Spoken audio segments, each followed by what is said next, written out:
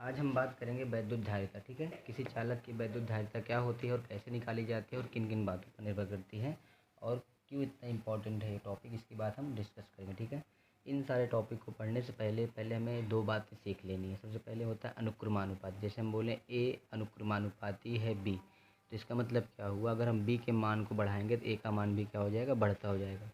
अगर हम ए को बढ़ाएंगे तो बी भी बढ़ जाएगा। मतलब जब एक राशि को बढ़ाया जाए तो दूसरी राशि बढ़ जाती है, तो ऐसे राशियों के बीच जो संबंध होता है वो क्या कहलाता है, अनुक्रमानुपाती। और दूसरा हम ले लेते हैं ए इज इन्वर्सली प्रोपोर्शनल बी। मतलब क्या हुआ कि जब हम ए के मान को बढ़ाते हैं तो बी का मान घट जाए, या बी को बढ़ाते हैं ए का मान घट जाए। अर्थात जब एक राशि के मान को बढ़ाया जाता है तो दूसरी राशि का मान घट जाता है, या एक राशि का मान घटाने पर दूसरी राशि का मान बढ़ जाता है, तो ऐसी राशियों के बीच यह जो संबंध होता है उसको हम व्युत्क्रमानुपाती कहेंगे। ठीक है, जैसे कहीं लिखा है A is directly proportional B upon C into D, तो हम कह सकते हैं जो ए होगा वो बी के क्या होगा, अनुक्रमानुपाती। जो सीध में आएगा वो अनुक्रमानुपाती, जो बटे में आएगा व्युत्क्रमानुपाती। और जो सी और डी क्या होंगे, ए के व्युत्क्रमानुपाती और डी भी क्या हो जाएगा, ए के व्युत्क्रमानुपाती होगा। इसका मतलब सी और डी का मान बढ़ाएंगे, सी या डी का मान बढ़ाएंगे तो ए का मान घट जाएगा, और बी का मान बढ़ाएंगे तो ए का मान बढ़ जाएगा। ठीक है, तो ये हुआ अनुक्रमानुपाती और व्युत्क्रमानुपाती का मतलब। जब एक राशि का मान बढ़ाने पर दूसरी राशि का मान बढ़ जाता है तो ऐसे राशियों के बीच जो संबंध होता है वो अनुक्रमानुपाती का संबंध कहलाता है।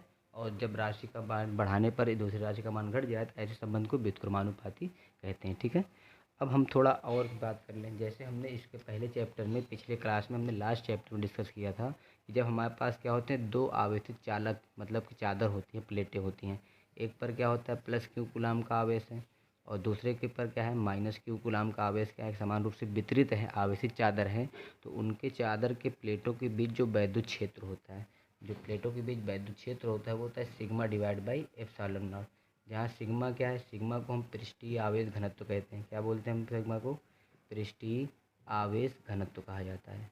अब ये पृष्ठीय आवेश घनत्व क्या होता है, जब कोई आवेश किसी क्षेत्रफल में उपस्थित होता है तो एकांक क्षेत्रफल में उपस्थित आवेश को पृष्ठीय आवेश घनत्व कहते हैं, जो सिग्मा से प्रदर्शित किया जाता है। इसलिए यदि आवेश की मात्रा क्यू है और क्षेत्रफल ए है तो क्यू अपान ए को ही क्या कहते हैं, पृष्ठीय आवेश घनत्व कहा जाता है। ठीक है, तो अगर हम देखा जाए तो यहाँ पर अगर हम बोले इस प्लेट पर वैद्युत क्षेत्र की तीव्रता ई है और प्लेट का क्षेत्रफल ए है और बीच की दूरी क्या है, डी है, तो इन दोनों प्लेटों के बीच अगर हम वैद्युत क्षेत्र की बात करें वो होगा sigma divide by epsilon not. और सिग्मा की जगह पर हम क्या लिख सकते हैं, सिग्मा की जगह पर लिख सकते हैं Q divide by epsilon naught into A.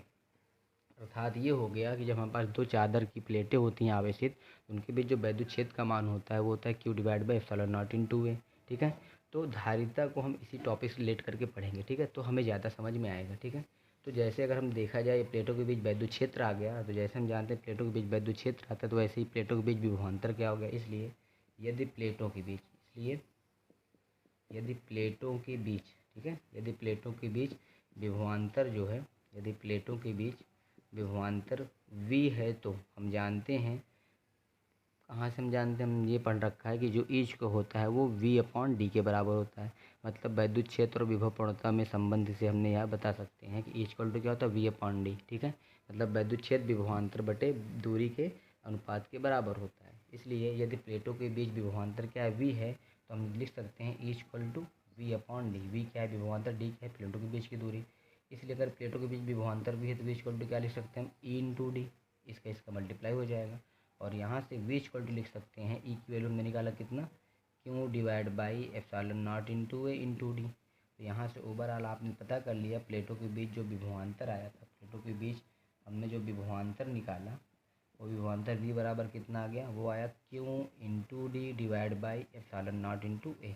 मतलब कि यदि प्लेटों के बीच वैद्युत क्षेत्र ई है और प्लेटों के बीच की दूरी डी और प्लेट के क्षेत्रफल ए और उस पर आवेश कितना है, प्लस वाली प्लेट पर प्लस क्यू और माइनस वाली प्लेट पर माइनस क्यू आवेश है, तो जो वैद्युत विभव होता है या विभवांतर जो होता है वो उन दोनों के बीच Q into D divide by epsilon naught into A के बराबर होता है। ठीक है, इसका मतलब यहाँ से अगर हम अनुक्रमानुपाती देखा जाए तो जो विभवांतर है वो आवेश के क्या होगा, ऊपर आए इसलिए आवेश के अनुक्रमानुपाती, और विभवांतर क्या है, दूरी के अनुक्रमानुपाती, और क्या है विभवांतर जो है क्षेत्रफल के व्युत्क्रमानुपाती है।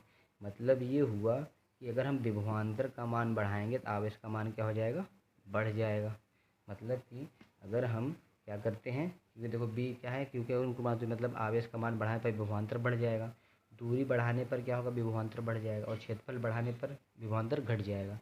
अतः विभवांतर बढ़ाने के लिए हमें आवेश का मान बढ़ाना पड़ेगा। ठीक है, तो इसलिए अगर हम विभवांतर को बढ़ाएंगे तो आवेश का मान भी क्या होगा, बढ़ जाएगा। और अगर हम जो है दूरी को बढ़ाएंगे तो क्या होगा, विभवांतर भी हमारा बढ़ जाएगा। और अगर हम क्षेत्रफल को बढ़ाएंगे तो विभवांतर हमारा क्या हो जाएगा, घट जाएगा। ये हुआ अनुक्रमानुपाती और व्युत्क्रमानुपाती के संबंध से हमने देख लिया। अर्थात किसी चालक को जो विभवांतर है वो 3 बातों पर निर्भर करता है, उस पर आवेश पर, दूरी पर और बीच उनके प्लेटों के क्षेत्रफल पर। ठीक है, तो ये हुआ विभवांतर। तो यहाँ से हमें जो पता करना है, मेन चीज़ हमें ये वाला टॉपिक लेना है, ये वाला, कि जब हम आवेश को बढ़ा रहे हैं तो विभवांतर भी क्या हो जा रहा है, बढ़ जा रहा है। तो देखा ये गया, जब किसी चालक में हम वैद्युत क्षेत्र हो स्थापित होता है, अगर हम उस चालक में आवेश का मान बढ़ाते हैं, मतलब उसको चालक को धीरे धीरे क्या करते हैं, आवेश देते हैं, तो उसके विभव का मान क्या होता है, बढ़ता जाता है। और जैसे और आवेश का मान बढ़ाएंगे तो विभव का मान पहले के कंपेयर में और गुना बढ़ता जाएगा। ठीक है, तो इसलिए चालक की आकृति, आकार, अगर सारी चीज़ें क्या हो, माध्यम हम स्थित मान लें, मानने के बाद अगर हम अब विभवांतर का मान या आवेश का मान बढ़ाते हैं तो विभवांतर का मान बढ़ जाता है। तो इसी घटना को जब आवेश का मान बढ़ा गया जाता है, विभवांतर का मान बढ़ जाता है, अर्थात चालक में आवेश और विभवांतर का अनुपात क्या होगा, नियतांक होगा। इसी को धारिता कहा जाता है। ठीक है, तो ये यहाँ से डिफाइंड होगा। ठीक है, अब समझते हैं कैसे।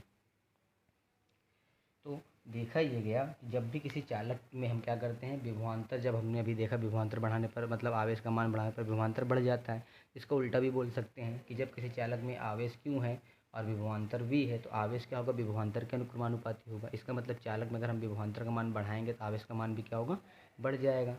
और जैसे जैसे विभवांतर का मान बढ़ाते जाएंगे उसी के कंपेयर में आवेश का मान भी बढ़ेगा। तो इसलिए अगर यहाँ पे हम कह सकते हैं आवेश क्या होता है, विभवांतर के अनुक्रमानुपाती होगा। और यहाँ पे अनुक्रमानुपाती चिन्ह हटेगा तो यहाँ पर एक कांस्टेंट वैल्यू C/V आ जाएगा। जहाँ पर इसे हम क्या बोलते हैं, C को बोलते हैं एक नियतांक, और इसी नियतांक को क्या कहा जाता है, वैद्युत धारिता कहा जाता है, चालक की धारिता कहते हैं। चाहे इसी नियतांक को क्या कहा जाता है, चालक की वैद्युत धारिता कही जाती है, जिसे हम किसे प्रदर्शित, C से प्रदर्शित करते हैं। ठीक है, इसका मतलब यहाँ से अगर फिर इसको आगे लिखें, इसके अगर हम यहाँ से लिखते हैं तो यहाँ से लिखते हैं C क्या लिख सकते हैं, Q/V, मतलब इस नियतांक की वैल्यू किसके बराबर होगी, Q/V। तो हम ये कह सकते हैं, अर्थात किसी चालक में आवेश और विभवांतर का जो अनुपात होगा वो हमेशा क्या होता है, नियतांक हो। मतलब अगर आवेश बढ़ाओगे तो विभवांतर बढ़े तो होगा, लेकिन अनुपात हमेशा फिक्स होगा। तो इसलिए किसी चालक की धारिता क्या है, धारिता वह गुण है जो उसके अंदर आवेश को ग्रहण करने की क्षमता को बताती है। अर्थात किसी चालक में आवेश को ग्रहण करने की क्षमता की क्या कहलाती है, उसकी धारिता कहलाती है। अपने अंदर ऊर्जा को संग्रहित करने की क्षमता उस चालक की क्या कहलाती है, धारिता कहलाती है। और धारिता को हम किससे पता करते हैं, C/Q/V। ठीक है, तो अर्थात ये पूरा अगर हम कहें तो जब किसी चालक का विभव का मान बढ़ाते हैं तो आवेश का मान बढ़ता जाता है, या आवेश का मान बढ़ाते हैं तो विभव का मान बढ़ता जाता है। और जैसे जैसे विभव का मान बढ़ाते जाते हैं तो आवेश का मान भी क्या होता है, बढ़ता जाता है। तो चालक का वह गुण जिसमें आवेश का मान बढ़ाने पर विभव का मान बढ़ जाता है, लेकिन चालक में विभव और आवेश और विभव का अनुपात क्या होता है, नियतांक होता है। तो उसी अनुपात को क्या कहते हैं, चालक की धारिता कहा जाती है। अगर हम इसके मात्रक की बात करें तो ध्यान देना, C क्या होता है, Q/V, मतलब Q का मात्रक, Q मतलब आवेश का मात्रक क्या होता है, कूलाम। और उसके साथ साथ विभव का मात्रक क्या होता है, बोल्ट। तो कूलाम प्रति बोल्ट। ठीक है, कूलाम प्रति बोल्ट को हम क्या बोलते हैं, फैरेड कहते हैं। इसका मतलब चालक की जो धारिता है उसको C से प्रदर्शित करते हैं। और C क्या होता है, Q/V, मतलब अगर इसके मात्रक की बात करें तो चालक की जो धारिता का मात्रक होता है वो कूलाम प्रति बोल्ट अर्थात फैरेड के बराबर होता है। और भी कुछ मात्रक आते हैं फैरेड के, जैसे हम बोल देते हैं एक माइक्रोफैरेड। माइक्रोफैरेड मतलब कि 10⁻⁻6 फैरेड के बराबर होगा। ऐसे हम बोल दें एक पिकोफैरेड, तो एक पिकोफैरेड मतलब 1 × 10⁻12 फैरेड।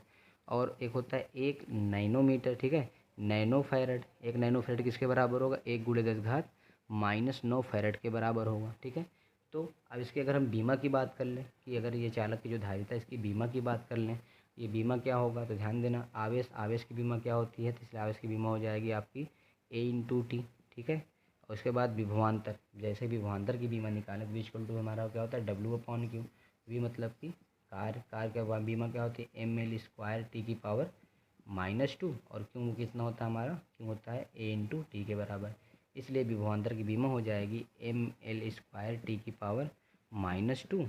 और divide by A into T के बराबर। अब भी पूरी पूरी वैल्यू ऊपर जाएगी तो ये बन जाएगा ए इंटू टी, पहले से था, और ये वाला भी ए इंटू टी हो जाएगा। नीचे बचा आपका कितना, एम एल स्क्वायर टी की पावर -2। तो इसलिए अगर इसकी बीमा लिखेंगे लिख सकते हैं एम की पावर -1, एल की पावर -2 और टी की पावर, देखो दो ऊपर जाएगा प्लस बन जाएगा और ये प्लस प्लस 2 ऐड हो जाएंगे, टी की पावर 4 और ए की पावर 2। इसलिए इसकी बीमा क्या हो जाएगी, एम की पावर -1, एल की पावर -2, टी की पावर 4 और ए स्क्वायर, ये इसकी बीमा हो गई। ठीक है, ये हुआ चालक की धारिता।